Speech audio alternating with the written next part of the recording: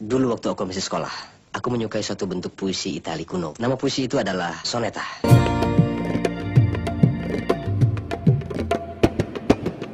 Setelah bergabung dengan Orkes Musik Melayu pada 1973, Rhoma Irama akhirnya mendirikan band sendiri bernama Soneta, tepatnya pada tanggal 13 Oktober tahun 1973.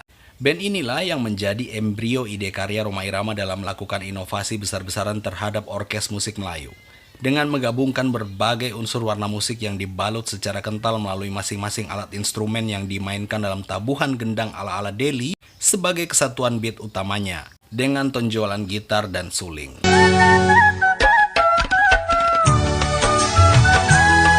Dari sentuhan irama India, Melayu, dan Arab, Rhoma Irama juga menggabungkan unsur musik rock pada setiap isian gitarnya.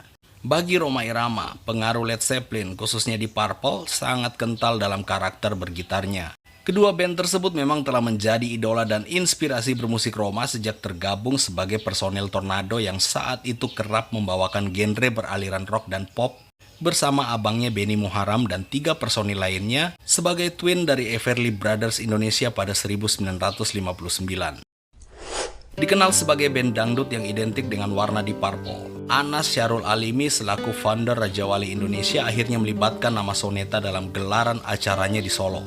Pada Jumat 10 Maret 2023, dibawa nama band Soneta yang pada 13 Oktober 2023 genap berusia 50 tahun itu, Rhoma Irama mendapat kehormatan menjadi band pembuka konser di Purple yang digelar di Edutorium Universitas Muhammadiyah Solo. Dilansir dari berbagai sumber, tidak ada satupun yang menyangka jika Soneta merupakan band pembuka dalam konser tersebut, mengingat tema gelaran event tidak berhubungan dengan musik dangdut. Mendatangkan di Purple sebagai band bintang tamu dan God Bless sebagai band pembuka merupakan sebuah konsep yang patut mendapat acungan jempol. Namun, menyusupkan band beraliran dangdut sebagai band pembuka dalam gelaran panggung musik rock tentu merupakan ide yang berisiko.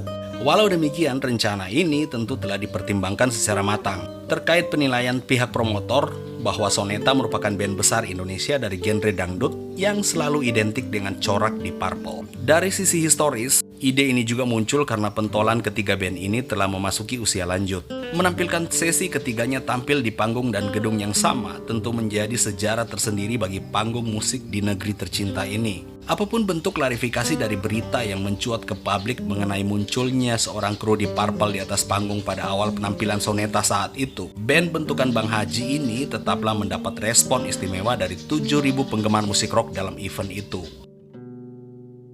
Sebagai seorang musisi besar, dirinya tentu tak luput dari pujian maupun kontroversi. Salah satu pro kontra yang menonjol dalam rekam jejak karirnya ialah banyak pihak yang meragukan gelar Profesor Honoris Causa dari American University of Hawaii yang disandang oleh Rhoma Irama dalam bidang dangdut dengan berbagai pertimbangan dari eksistensi asal sekolah tersebut. Karena di Amerika Serikat sendiri, universitas ini diketahui tidak memiliki murid sama sekali dan dikenal sebagai universitas yang hanya mengeluarkan gelar kepada warga non-Amerika di luar negeri.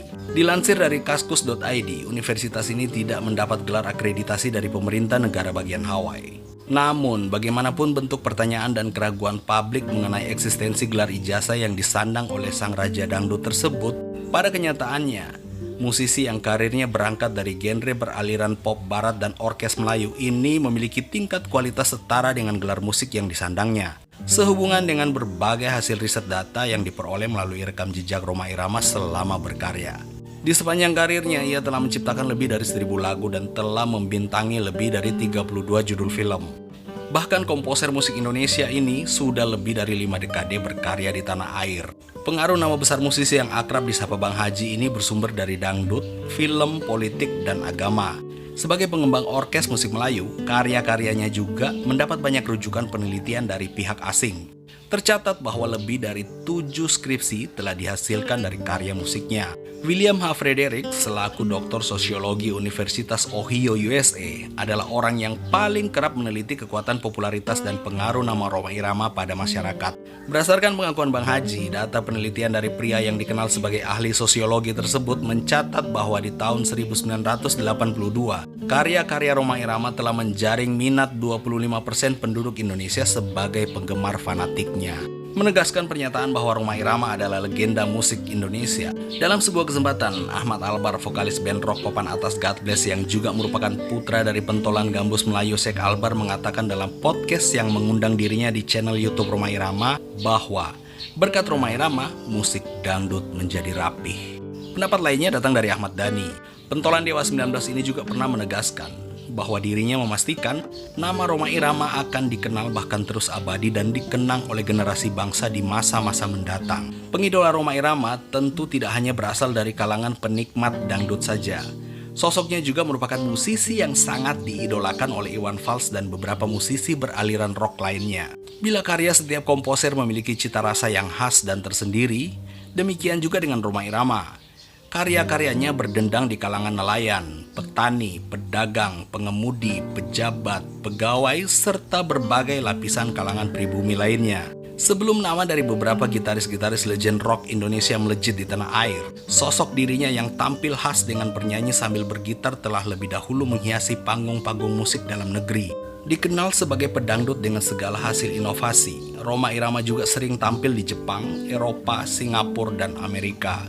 Bahkan dilansir dari kaskus.id, mendengar musik dangdut yang nada-nadanya terkesan rumit, salah satu musisi asal USA berpendapat bahwa skill bergitar Rhoma Irama melebihi skill beberapa gitaris ternama Indonesia lainnya. Mengenai rekam jejaknya sendiri, setelah membentuk Gaihan di tahun 1963, Rhoma Irama yang saat itu kerap juga membawakan lagu-lagu orkes Melayu, akhirnya benar-benar memfokuskan diri pada genre gambus tersebut. Dengan menggabungkan diri sebagai anggota Orkes Candraleka, terdorong dari kekecewaannya atas cemoohan kalangan pecinta pop terhadap lagu-lagu Melayu yang saat itu sangat diminati oleh sebagian besar kalangan masyarakat Indonesia.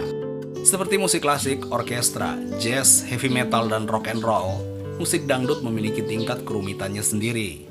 Dari sejarah panjang proses masuknya musik beraliran gambus dan orkes Melayu di Indonesia yang dipopulerkan oleh beberapa musisi seperti Sheikh Albar, Hussein Bawafi, dan Muhammad Mashabi di era 1930 hingga 1940-an, serta Elia Kadam di tahun 1950-an, Rhoma Irama yang saat itu kerap memainkan musik bergenre Melayu, pop, country, dan rock, akhirnya merevolusi orkes Melayu seturut perkembangan influence dari Arab, India, dan Barat menjadi musik dangdut dengan warna yang lebih modern dan inovatif melalui balutan warna-warna musik di purple. Hal ini tentu menjadi alasan kuat bahwa karya-karya sang raja dangdut kerap menjadi rujukan penelitian dari pihak asing yang akhirnya mensejajarkan nama Rhoma Irama berada dalam lingkup musisi internasional. Memasuki usia Soneta yang ke-50 tahun, walau saat ini musik dangdut dikenal sudah mendapat pengesahan dari pemerintah Provinsi DKI Jakarta sebagai warisan budaya tak benda, namun genre ini belum mendapat pengesahan dari Kementerian Pendidikan dan Kebudayaan Indonesia sebagai warisan budaya tak benda secara nasional. Memperjuangkan hal itu, pada Senin 13 Maret 2023 bertempat di gedung TVRI Senayan, Jakarta Pusat, Rhoma Irama menggelar jumpa pers bertemakan Dangdut Goes to UNESCO. Dalam gelaran tersebut, Rhoma Irama menyatakan keinginannya agar musik dangdut diakui dunia sebagai musik milik Indonesia dan meminta kepada pihak pemerintah, khususnya Kementerian Pendidikan dan Kebudayaan, segera mensahkan dangdut sebagai warisan budaya tak benda secara nasional. Syarat untuk mendaftarkan dangdut sebagai bagian dari budaya bangsa Indonesia ke UNESCO tidaklah mudah. Syarat tersebut diantaranya meliputi musik dangdut harus berusia 50 tahun, ada tokoh yang masih hidup dan tokoh tersebut masih menekuni budaya tersebut. Sebagai pelaku sejarah, Rhoma Irama menyatakan bahwa dirinya akan bertanggung jawab dalam memberikan testimoni pada pihak UNESCO bahwa dangdut adalah budaya bangsa Indonesia. Dalam jumpa pers tersebut, Bang Haji juga mengatakan upaya tersebut lahir dari banyaknya dorongan musisi dangdut di tanah air. UNESCO secara sederhana merupakan organisasi internasional PBB yang membidangi bidang pendidikan, ilmu pengetahuan, dan kebudayaan. Tujuan dibentuknya organisasi ini yaitu untuk mendukung keamanan dan perdamaian dengan mempromosikan pendidikan, ilmu pengetahuan, dan kebudayaan.